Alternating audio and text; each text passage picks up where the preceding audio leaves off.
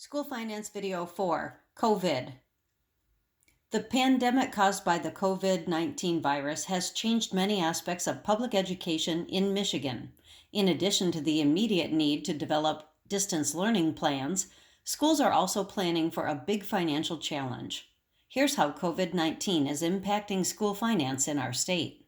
In the short term, districts added costs as they quickly prepared for remote learning for the remainder of the school year this spring. Three big areas of new expenses were ensuring that students in need continued to receive meals if they qualified for assistance, making significant investments in technology, including laptops, mobile hotspots, and other tools to help students learn online, printing and distribution of instructional packets. Although in-person instruction ended for the school year on March 13th, school districts did not realize significant savings from schools being closed, and here's why. In order for school districts to continue receiving state funding, they had to continue to pay all school employees according to the governor's executive order closing schools. Districts also received far less income from local revenue sources during this time.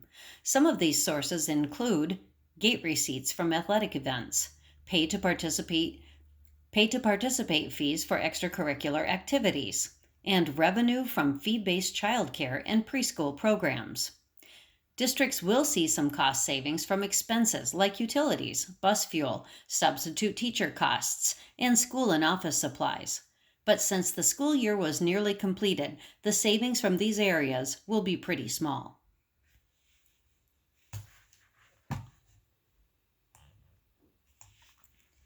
Michigan's economy and the state budget will see some major downturns from COVID-19. The unemployment rate is expected to approach or exceed 25% in Michigan by the end of June. This will have a direct impact on school funding. Here's how.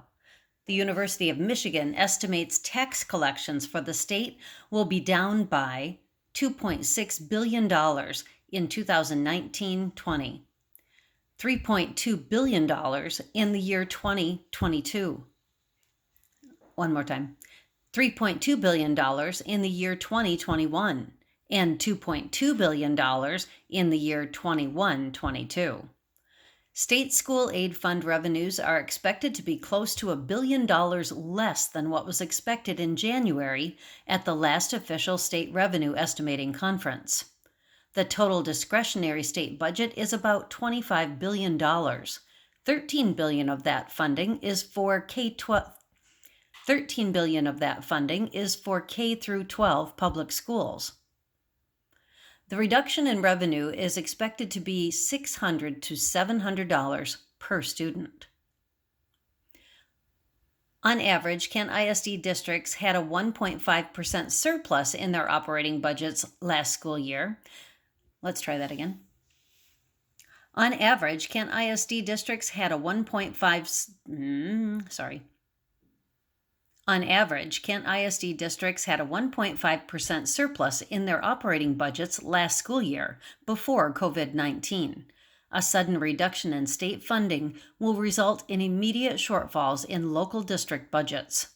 Districts will also have to address long-term needs and costs from the COVID crisis. Some of those costs include providing personnel protective equipment, modifying facilities for social distancing, and expanding remote learning options with more technology and online access. School districts do their best to allocate the resources provided to them to maximize educational programs and services for students.